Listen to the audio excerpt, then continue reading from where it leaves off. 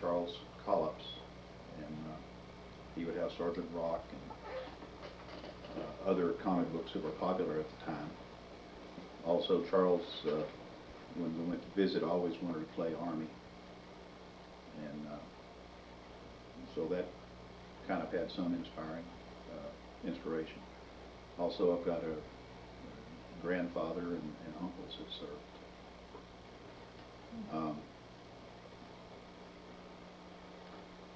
I'll say that with the Vietnam War going on, as I was getting ready to graduate from high school,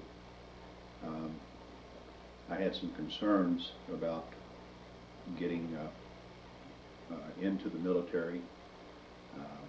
I took a half a day of school on my 18th birthday and went down to Selective Service to register because I wanted to do my part. But I also had the inspiration from my father, who always told me I was going to go to college.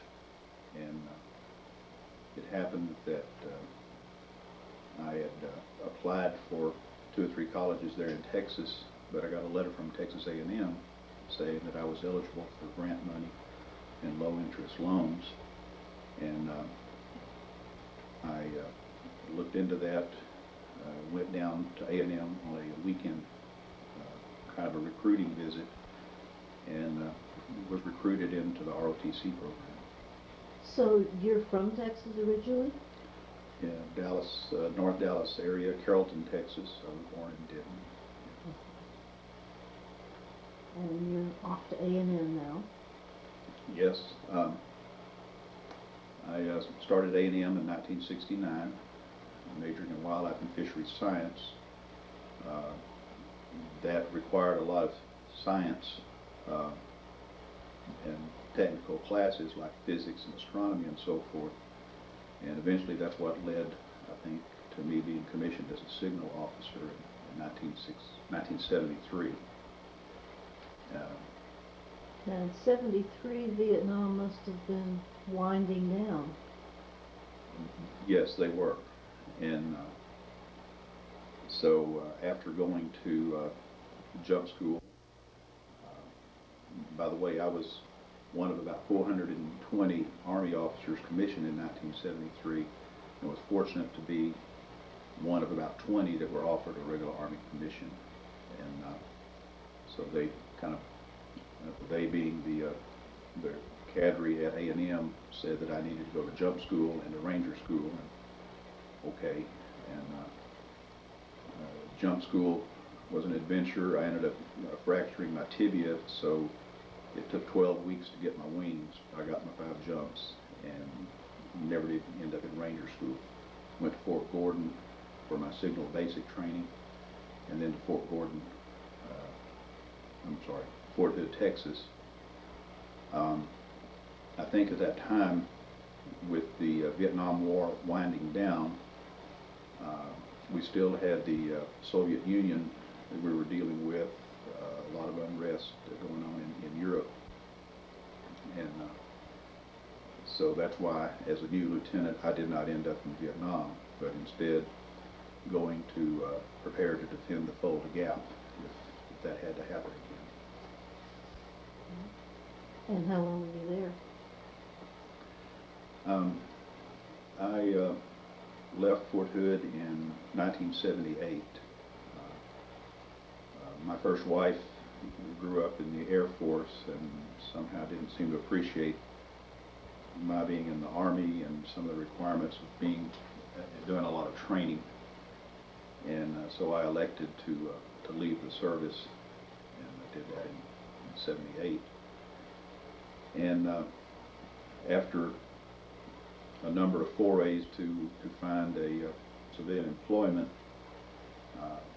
with a background in wildlife and fisheries science, that didn't work too well, and I fell back on the teaching certificate that I had acquired. My 3rd grade teacher, Mrs.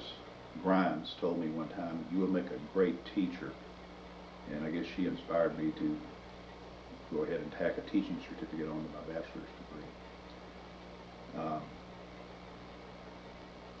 So I began teaching physical science and biology in my hometown at Newman Smith High School.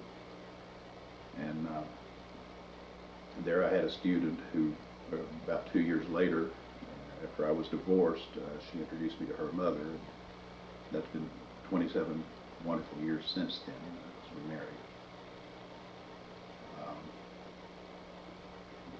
In 1981, I decided that to be a better science teacher, I could get a master's degree, so we moved down to Austin, and I worked on and acquired a master's degree in science education from the University of Texas. In 1983,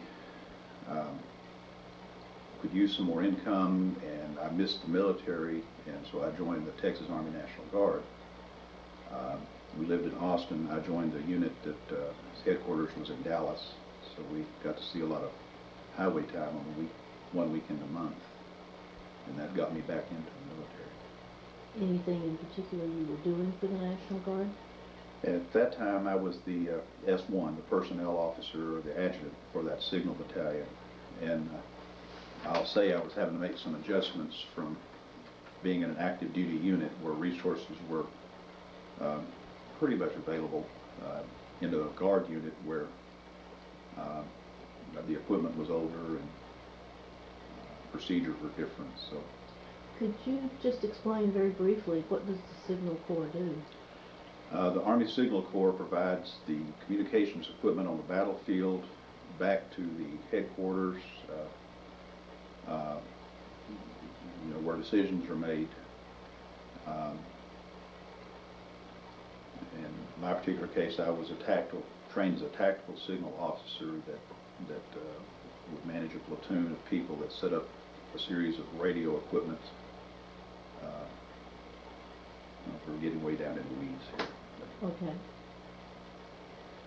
Now, this was about the time that the USSR and the United States began to change their relationship of the Cold War. Was that at all affecting you?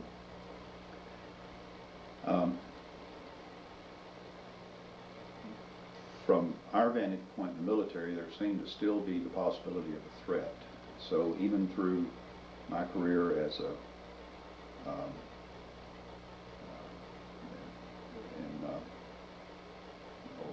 going to the Command and General Staff College, for instance, we were doing training based on a European scenario that when things like Bosnia and later Kosovo cooked up, it had a lot of us wondering, just, gee, this training does feel kind of like it could become real at some point. I don't know if that answered your question. No, I think so. Thank you. Okay. So what did you do after you got your master's degree?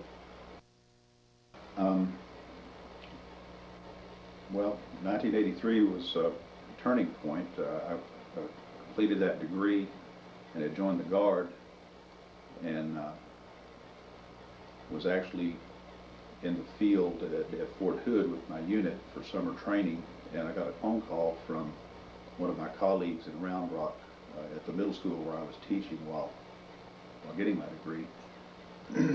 She told me she had attended a workshop there in Austin. It was for teachers, and it was put on by a gentleman from the Johnson Space Center. And he had told her that they had a vacancy for an aerospace education specialist. And Judy Grodowski said, "I thought of you." So I don't know why, but she recommended I call a gentleman in Oklahoma State University. OSU had the contract with NASA to provide 50 aerospace education specialists as adjunct professors of the OSU. This was something that developed back in the 60s, the Sputnik era. How do we get our youngsters involved in science and math? And anyway, I went to OSU and interviewed, and by the time I got back to Austin, was told that I was accepted, and so I did not teach in Round Rock in '83. I packed up a Foot Locker and went to Houston, leaving the family there in Austin. I kind of commuted And what were you doing for NASA? To begin with, I'd signed a contract to agree to be on the road 260 days of the year. We, the four of us at the Johnson Space Center, had an 8-state territory that ranged from Texas to North Dakota, Colorado, and New Mexico. And we set up a schedule to go into a school, put on a assembly program 1, 2, 3 times according to the size of the school, and we would try to gauge it to the education, to the age of the kids. We would also do teacher workshops and community involvement programs where an astronaut would come and give a presentation to the public. It was a lot of travel, a lot of fun.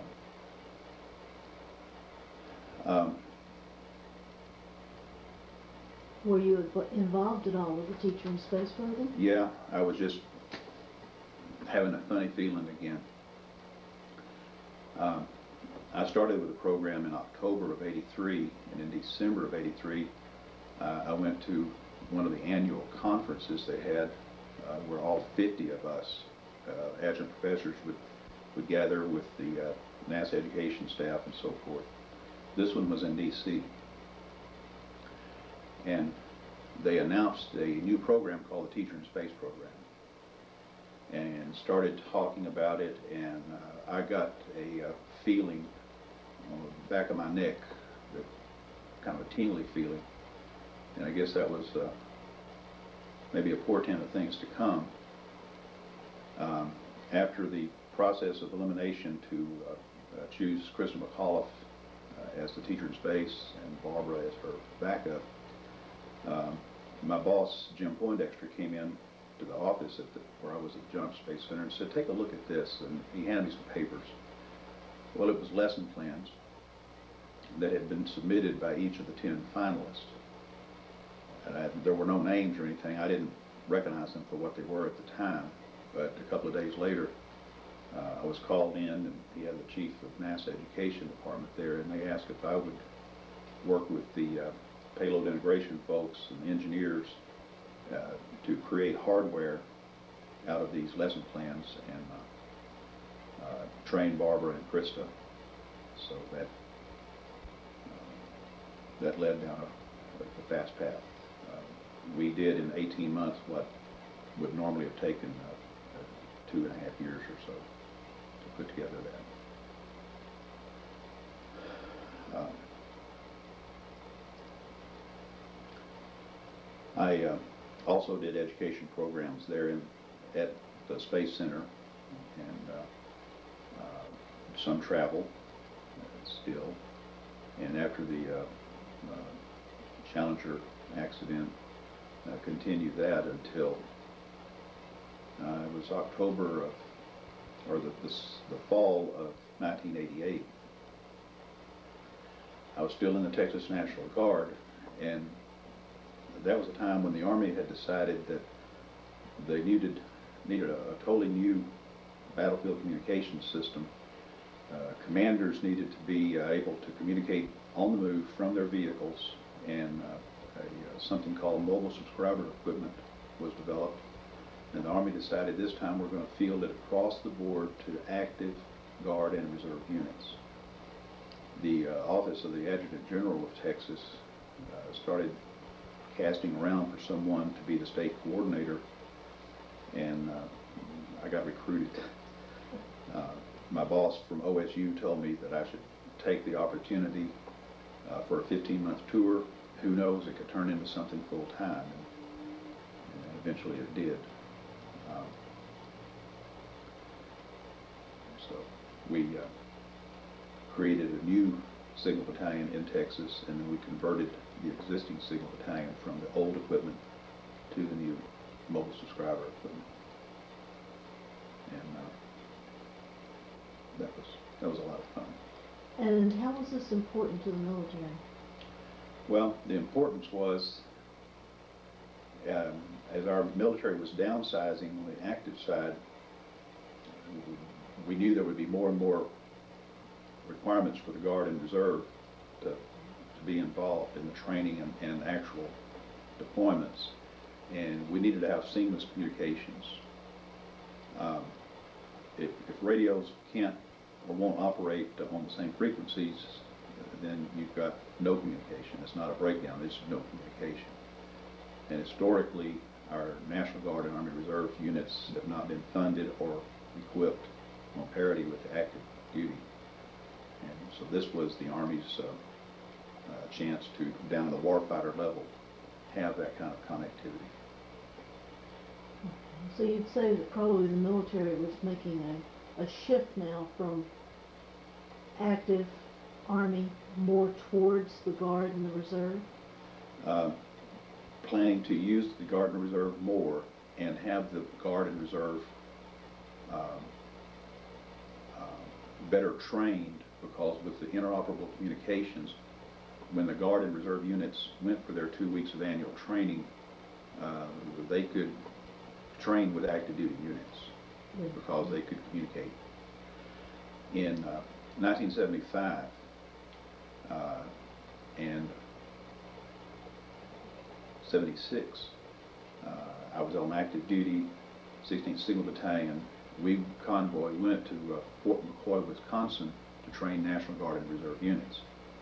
We couldn't communicate from our Jeeps to their Jeeps because it didn't work. Wow. All right, so you're upgrading the system, and that lasted until? We completed that job in December of 1989, and I was fortunate to work with some people from the National Guard Bureau that I guess liked what I had done. I used some things I learned at NASA in the Teacher in Space program. I used processes there to help coordinate our fielding in Texas, and actually some of that was adopted for the subsequent Guard units. Anyway, they asked if I wanted to come back on active duty as a AGR, Active Guard Reserve Officer with the Bureau, and you know, I looked at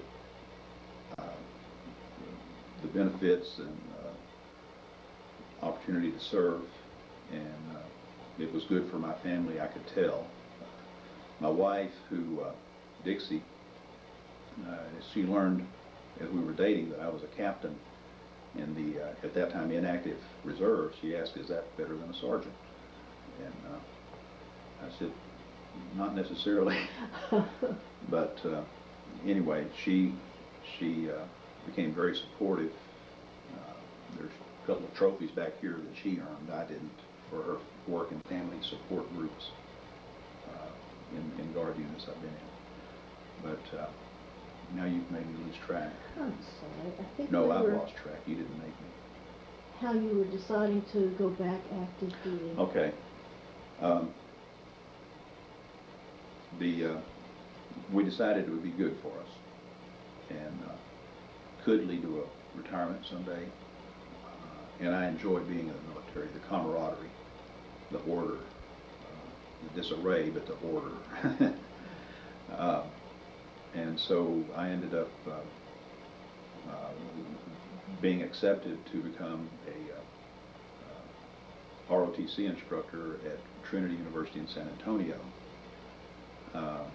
However, a few days before I was to make the transition, the National Guard decided we're downsizing the Army. Trinity's not producing very many National Guard officers, so we're not going to backfill that position. I interviewed for a position at Texas A&M, which is dear to me, but they hired a younger, better-looking guy. They offered me another spot in Texas, and I didn't particularly want to live there, and decided, well, does it have to be Texas? And so eventually Dixie and I moved to New Jersey, and I taught at Seton Hall University. That we went there in 1990, and shortly after that the Gulf War started, and my good friend from Texas who was commanding the 136th Signal Battalion. They'd been alerted and mobilized for training. He called and said he needed an operations officer. Was I interested? I said, sure, yes. I put it in writing, but the Army wouldn't let me go. They said they wanted me to stay there at Seton Hall, training lieutenants. We don't know what we're going to need, but you're in the middle of a recruiting training cycle, and they wouldn't release me. So you missed the war. I wasn't called to that. But I believe you had a son in that war. Our son Todd went to Desert Storm. Todd was amazing. He would send letters back to the cadets at Seton Hall, one of which the chancellor read at one of the ceremonies. It really surprised me. Todd had some insights from the foxhole that he wanted to pass on to those new green future lieutenants. It was a rough time for us. Must have been hard not being able to be there with him. Yeah. Dixie was going to nursing school, and between that and CNN, that's pretty much what our day was, watching the news and trying to go to school. All right. So how long were you teaching ROTC? I was at Seton Hall about 15 months.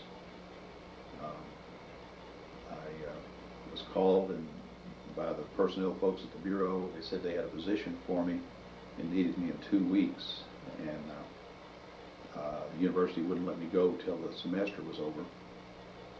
And I found myself reporting in to the director of logistics at the Guard Bureau, and becoming the manager of the wheeled vehicle fleet from 5-ton trucks and smaller for the Army National Guard.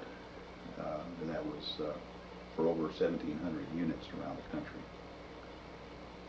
I guess they were going back on my experience as a property book officer when I was a lieutenant with the 16th Signal Battalion. But I got some training real quick on logistics management. And this was because also of the Gulf MSE War? fielding. Well, yes, I guess it was, because the Army had declared a number of their older style vehicles. They were called the Cup Bs. They were commercial pickup trucks and Blazer type vehicles. They declared obsolete over in the desert. And so they offered 3,800 of these to the National Guard, and they were going to provide funding to refurbish them, and then they would go into the Guard and displace the Jeeps that were way past their life cycle. My job became, in addition to just managing the existing fleet, I had to stand up 11 repair sites on the East Coast. I think, yeah, we may have had one in California, but I stood at these repair sites with the money with money the Army provided to us for that, and the Guard brought soldiers on the temporary tour of duty, mechanics and so forth, and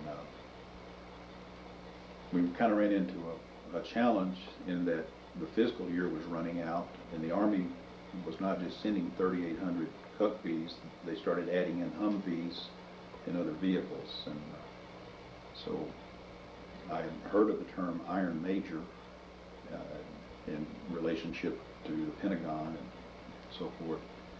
And I ended up finding out what that meant, because I was kind of the tip of the spear to convince the Army that you're sending more vehicles of greater variety, and we need more money for the next fiscal year, otherwise we're going to have a pile of rust. And I wore quite a trail around the Pentagon carrying papers and finally helping get the Army convinced to do that. So this was a matter of getting these vehicles that the Army considered obsolete into shape for the National Guard to use. Right, yes. And getting the Army to fund it. Right, yeah. And that lasted for?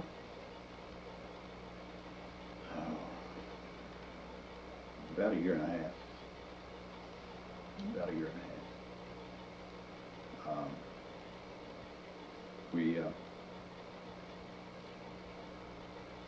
I think I left there before all the SACs were closed down, but we did have to do a build up, and as the surge of the vehicles arrived, and then we had to build them back down as the vehicles were redistributed into the Guard. But from there, I went to Communications Electronics Command, CCOM, and this is putting back my signal flags. So we moved to Fort Monmouth, New Jersey, and the National Guard has operations officers or liaisons at all the major commands. My job at CCOM was to keep that active Army staff apprised of issues with Guard communications issues. Which I take it has become much more important now with the Army downsides. Yes. At that time, the Army Guard still had the old style FM radios that had a particular encryption device. The active duty had the SINGAR, single channel, I'm not going to try to remember the acronym, but much more updated radio, and they would interact, but there was no encryption. It was very quirky to try to deal with that. And active duty commanders would, refuse to, we can't train with them. We got to train like we're going to fight. And if we're going to have to fight like that, we can't be secure, yada, yada, yada. So if at that point we had tried to engage in a conflict using our National Guard, we really couldn't have coordinated it very well. When subsequent conflicts came up, there was a lot of redistribution of equipment from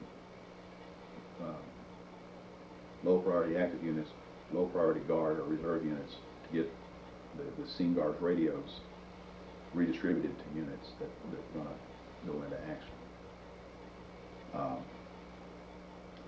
After Desert Storm, the Army declared a lot of their SINGAR radios older model, and there was a rebuild program started for those. I was kind of on the fringes of that while I was at CCOM.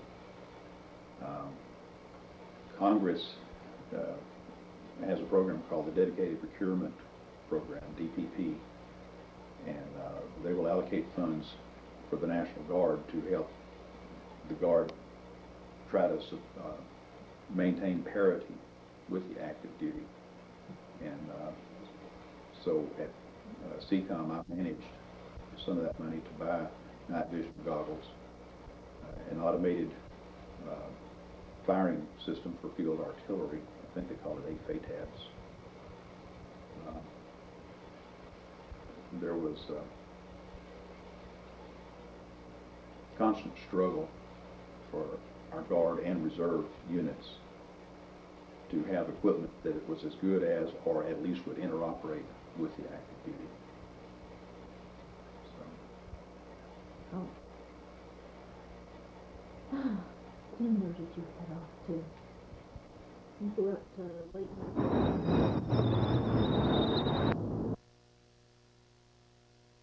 Okay, Arkansas in Texas. This is 1993? It's 95. 95. We were in Texas from 95 to 97. ARCAS was a program for Army Reserve, Army National Guard to standardize automation equipment and get our armories wired into headquarters so we can more efficiently pass information. I think you mentioned to me that in the Desert Storm, there was a lot of complaint about the National Guard and the reserves being slow to react. Yeah. Um, I think that's where I sort of invented the term the Michelin net. Uh, You want to explain that for us? yeah. When some of the active commanders wondered why it took so long to get information passed down to units, I told them that it's sitting down to a dial-up network to pull down some of these hundreds of PowerPoint slides. It was like trying to suck a pork roast through a soda straw, and soldiers, the equipment couldn't handle that. The soldiers couldn't handle that. So they would drive to the supporting post and get the information there. So Michelin net. Could have called it Firestone net, I guess. So you had mentioned to me that you were going from a Michelin net and upgrading them to the To internet. the internet, yes. Yeah. And ironically, I ended up using those same skill sets that I used in Texas at my next location. After my command tour was up, I was selected to go to Germany and work at 5th Signal Command. Wow.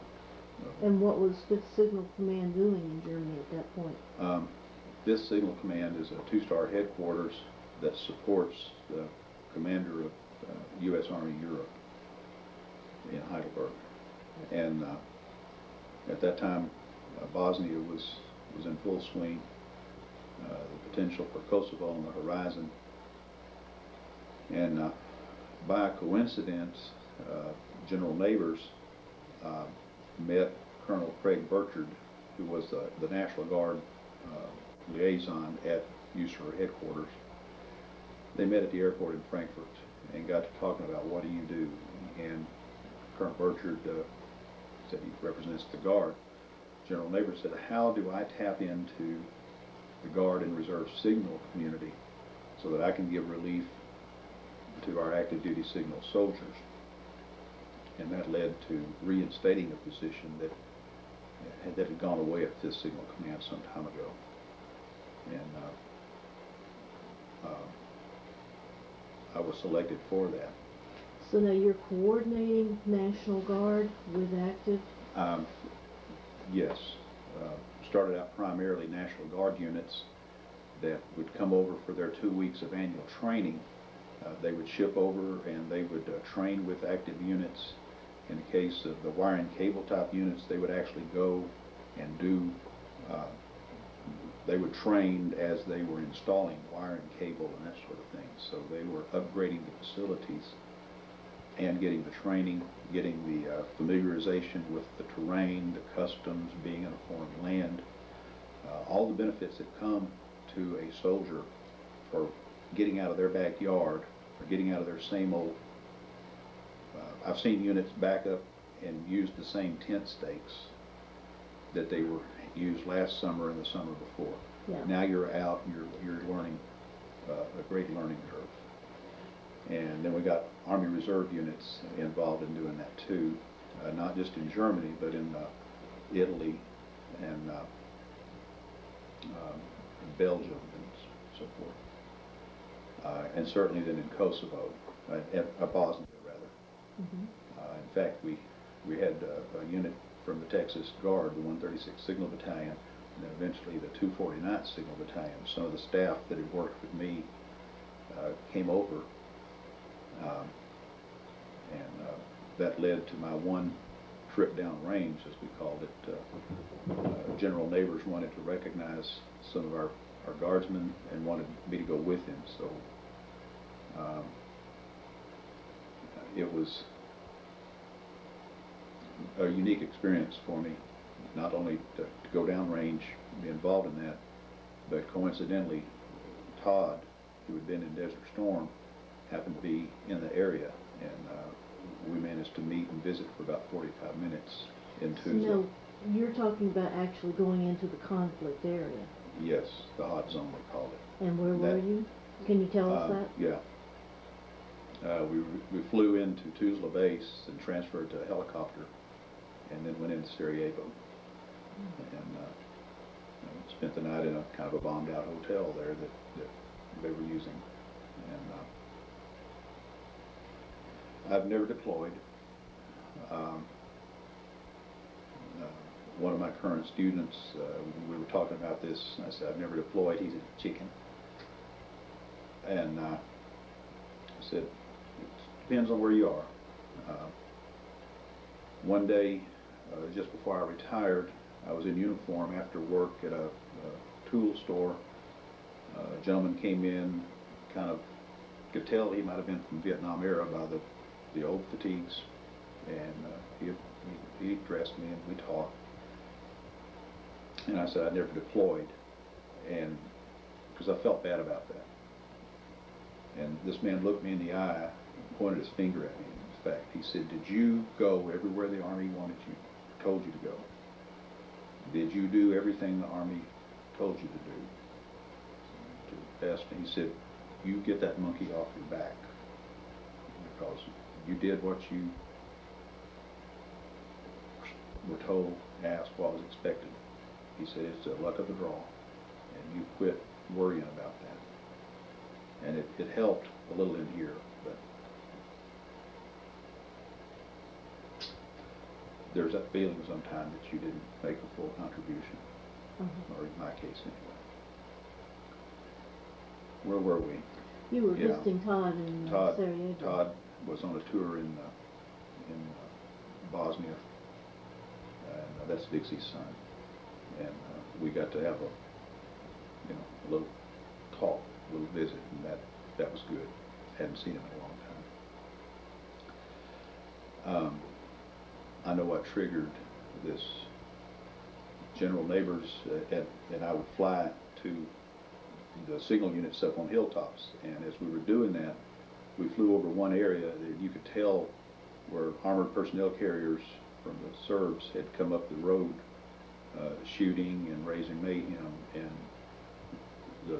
right up the street, and it made me picture back in our country, in our neighborhoods, what if that happened? It was a powerful message to me of what bad people can do to good people. And I talked to my students. Something about was it the Kosovo Red Roses, or? The Sarajevo Rose. Sarajevo sits down in a kind of a hole surrounded by high terrain, and the Serbs would set up their artillery and mortar and lob that down into the civilian populace. And the people of Sarajevo would pour a plastic into the impact area where that mortar round hit, wherever it killed someone, and they called it the Sarajevo Rose. The red plastic. The red plastic. And to drive along and see the bullet pot marks in the walls and buildings was one thing, but to pass one of those, it kept you in tune with reality, the humanity. Well, I think we have brought ourselves up to 1999. 1999. Where will Dixie and I go?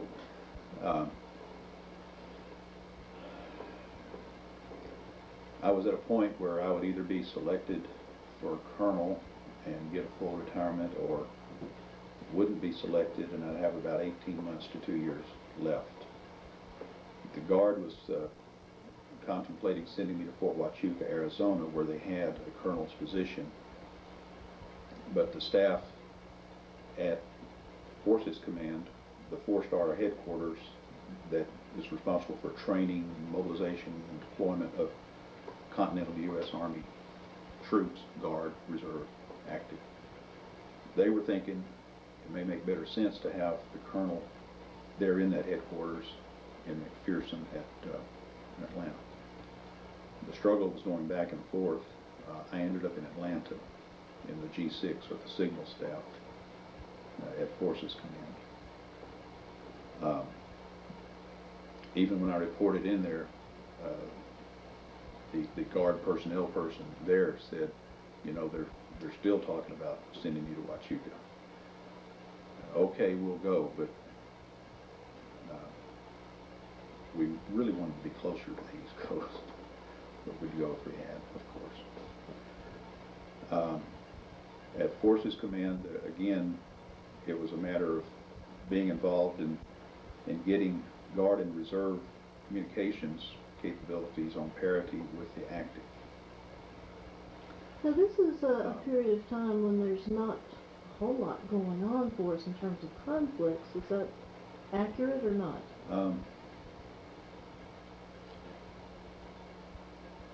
Remember, I'm not a historian very much. There's always stuff going on that never makes the media. It's just, you've got to plan ahead. In the military, you've got to plan ahead, think ahead, and who's going to support who when these contingencies come up. Do you kind of try to guess where a conflict might be coming up next, or? The way warfare has gone, it's now is asymmetrical. There are no marked lines of battle.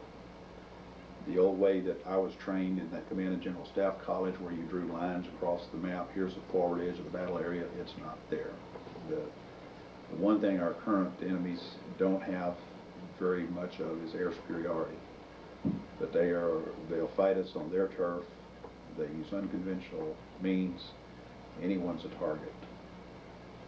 So you just have to plan to keep your force alive and in communications and flexible and able to move, and everyone able to know what's going on as quickly as possible. The active duty, particularly some types of active duty forces, have funds that they can go, and I'm now talking about the communications part. The communications folks have to respond to the warfighters. Okay, we are responsible to provide for them what they think they need to shoot, move, and communicate. And our technology is growing at such a rapid rate.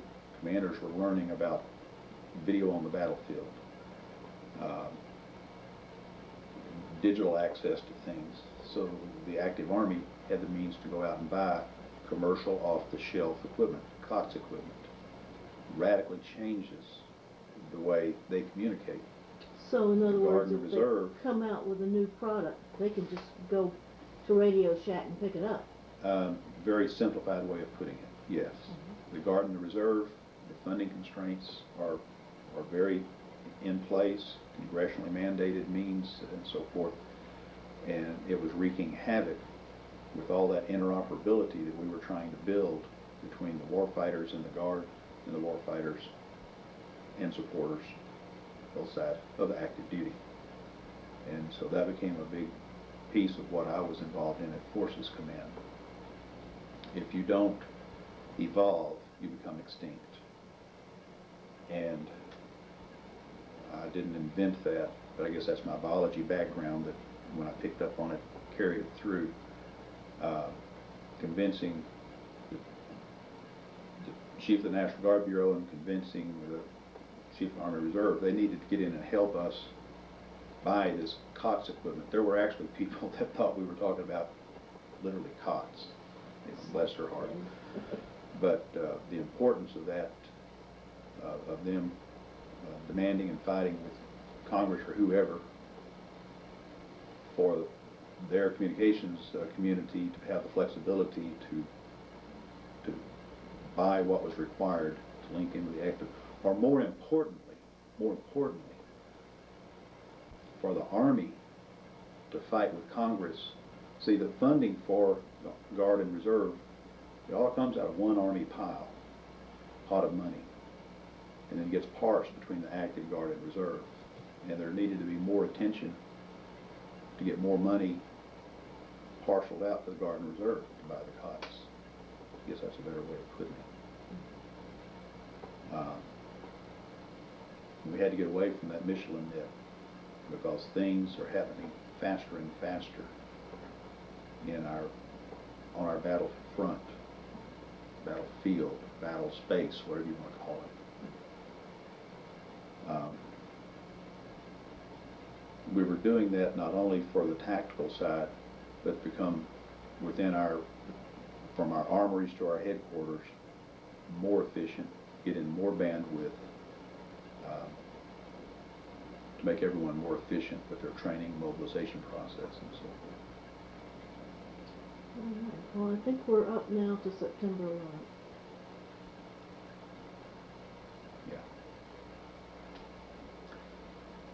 Yeah. September 11th,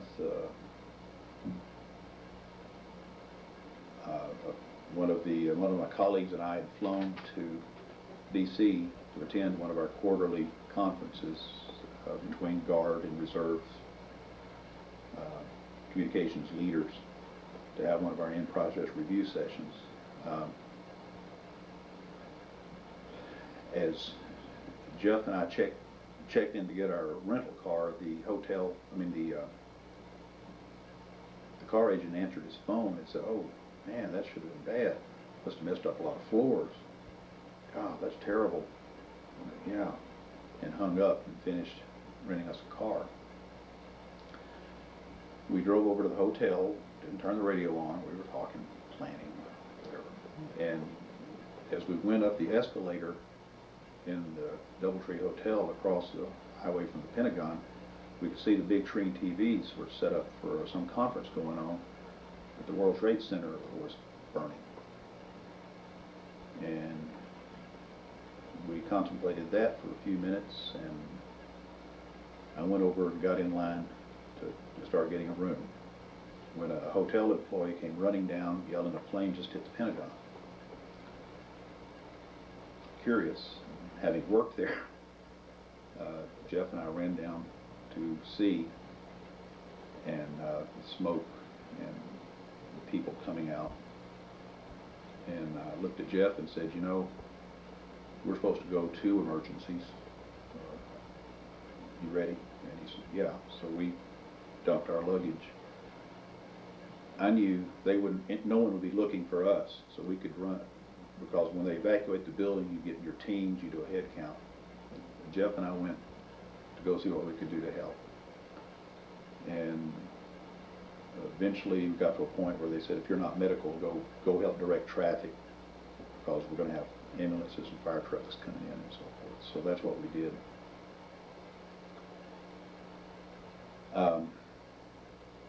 There was quite an adrenaline flush when the police got on their bullhorns and yelled, "Clear the area, there's another one coming in."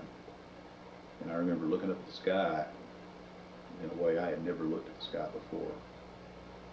This mass of people started kind of a controlled run, and I realized we were headed to a 12-foot chain link fence that separates that parking lot from Highway 395. And I remembered there was a tunnel, so I got Jeff's attention, and we counter-marched through and got into the tunnel.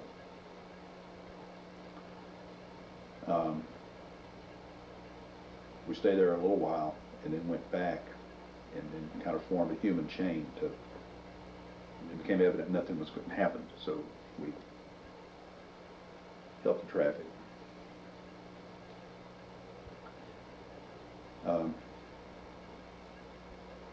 Eventually, we pulled back and headed back to the hotel. There was a couple of young men, I can't remember if they were in uniform or not, that had been injured, but they were out over in the Crystal City, and we kind of helped them get to some first aid area, and eventually made our way back to the hotel. I'll never forget standing in the hotel looking down and seeing where the plane had gone in to the area where my office, or the bay I used to work in that building, and watching the smoke come out as it made its way in the attic of the Pentagon, and it would start puffing up here and then puffing up around. Thought of the irony, when we worked there, we always called it, inside that central area, we call it Ground Zero. A friend that I made in Germany, John Ramsauer, and his wife Debbie, we dined with them. Debbie was killed there. A man that I worked with at ForceCom, he was the cubicle next to me, Lieutenant Colonel Williams, was in there. He wasn't injured, but he was chased by the fireball coming down the hall. It was very eerie. The hotel AC system picked up the smoke and pulled it in. It saturated the smell of diesel fuel and jet fuel. I guess it was 2 days when enough of us that were up there for various reasons, temporary tour of active duty, traveling up there, we formed a convoy of, I guess it was 2 vans, those rented vans, and drove back to Atlanta. The next morning when I reported to work, my boss called me in and told me that I needed to start looking at guard readiness for the guard units, and we named one of the first units that would be called up to go counter this attack, and it happened to be the unit that Todd, who had spent a year in the Walter Reed for issues, they thought he had Lou Gehrig's disease. He had been released, and he was going to be assigned to the unit that Jerry told me was first to go. And it was under circumstances that I couldn't tell Dixie. She hit.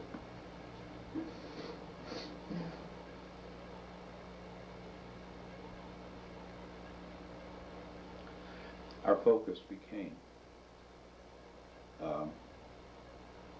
looking at who needed to be redistributed, who needed to get the training to go be a part of the war fight. We weren't sure what was coming. So you didn't know where you were going to be sending them, just that... Right. Just something was going to happen. We were going to do something. We couldn't allow what happened to us to go by. And I tell my students, where I teach here in Savannah, if you think you've got it bad, I say, I want you to imagine what mall. Do you go to malls? Pick one. You eat there. You like to sit down and, now imagine someone walking in with a book bag, and imagine an explosion. Are you worried about that now? No. Do you want to be?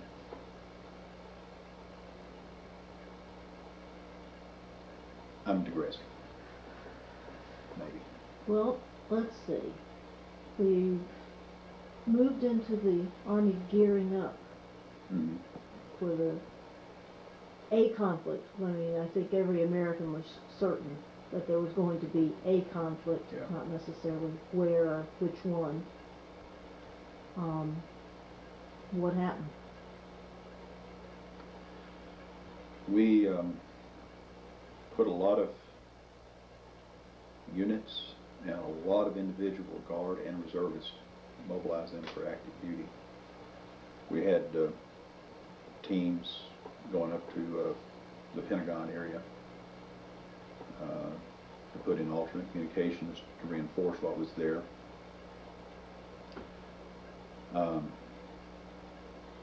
There is a great deal of expertise in the Guard and Reserve because so many of those people do that for a living. They do it for a living. They go to an active duty unit and show that they teach them things, particularly with the commercial off-the-shelf stuff. Computer programs. And they become very valuable there. Unexpected bonuses that have turned around a lot of heads of active duty folks. I'll testify that I was once a long knife. This goes back to those 2 trips to Wisconsin. Guard and reservists coming in with hair to their shoulders or up in buns, old equipment. But it's come around.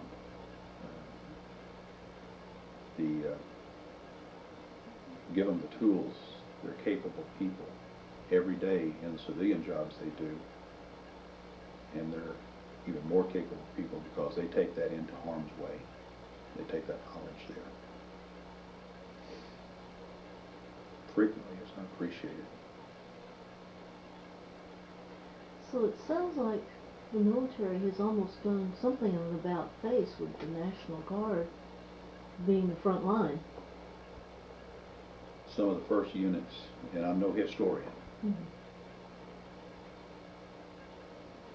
Desert Storm popped off. I'm 99% sure it was a Guard unit. Was it Desert Storm? It might have been. We've got Guard folks all around the world, liaisons and so forth. I'm not going to go there because I can't remember. Okay. But frequently it's Guard people in World Wars that hit the beaches first. They were sent to soften them up, then we'll bring in the regulars. Uh-huh. And I'm not saying that They were ready other to than go. it's a matter of fact in the military planning. Yeah. So I'm not going to try to second guess or armchair criticize or whatever. It's just the way it was. So would you say that all of the upgrading that you had been doing those years, getting communications smoother, helped when we went into Afghanistan? I want to think so. I hope to think so. Well, were there the complaints about the National Guard and Reserves as much so there as there had been, say, in Desert It Storm? became, as I've progressed through my career, Mm-hmm. more and more and more frequently. And it really started when I was at 5th Signal Command, because I was there with, these are people that go out, and they're the tactical folks. And my Guard and Reserve colleagues would come in and go out and get tactical.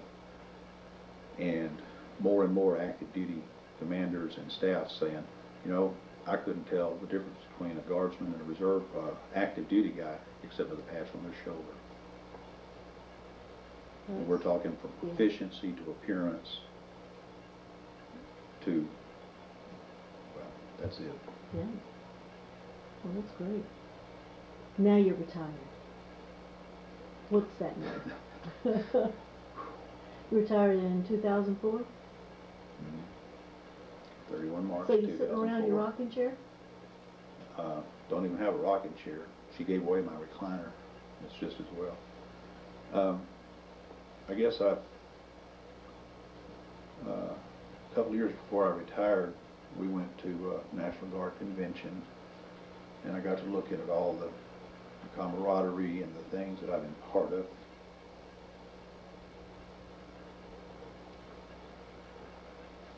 And did not look forward to leaving that.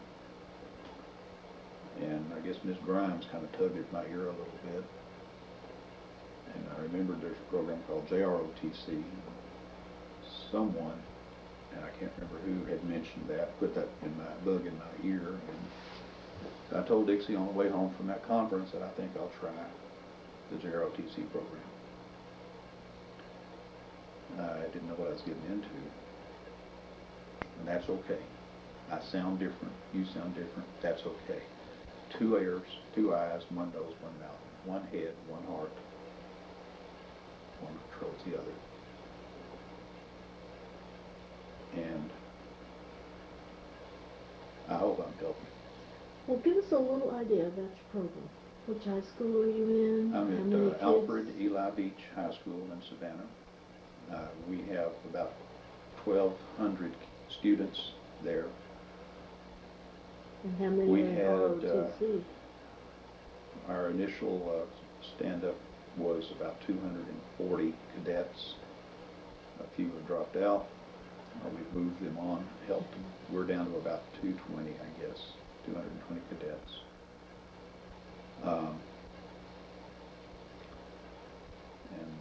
How many of them do you think will go on into a military career? We have a pretty high percentage of students that go into the military.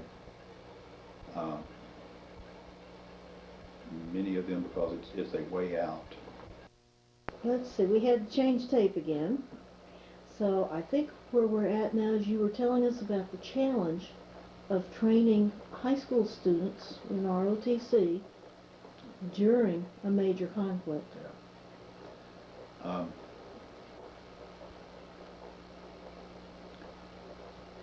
I think the students can't or don't connect what's happening in other parts of the world with the reality they're living in right here. The perspective, due to their youth, I suppose, just has them centered around themselves and their little world. So many of them, I think, don't realize, I know, don't realize that we have a volunteer force. Yeah, they're getting paid. There's no draft. We do not have a draft. So people in our military services, of their free will, stood up, signed a contract. And it's not always the nicest job. What I try to remind my students is to put a perspective on the fact that all of us, all of our ancestors have had to struggle, and in times when it wasn't voluntary,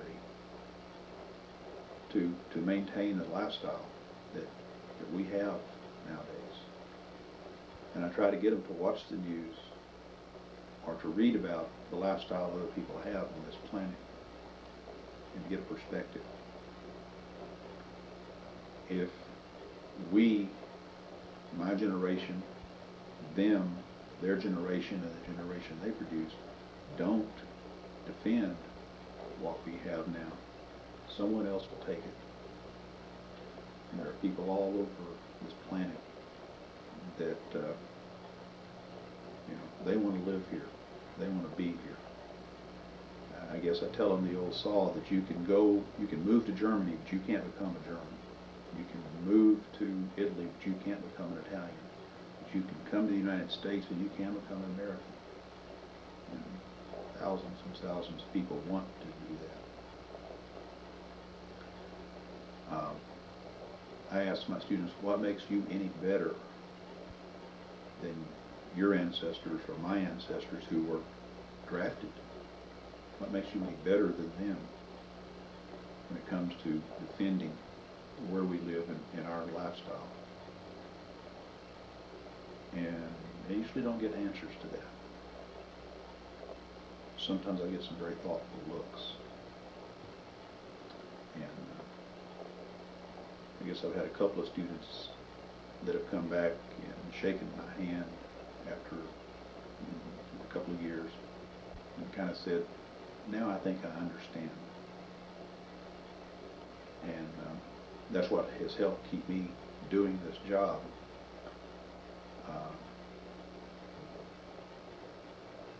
Sometimes I'll tell the kids, anybody can do the easy thing. It takes somebody to do the hard thing. And one day coming home from work when I was really struggling about, do I continue doing this? Hey, take your own medicine. Be somebody to try to make a difference. And I guess that's what I do. And that sounds like soap opera, but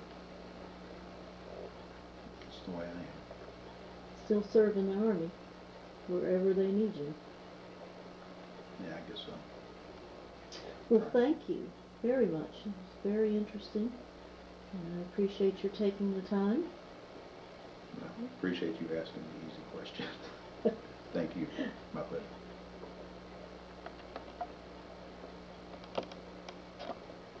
Oh, hit the red button.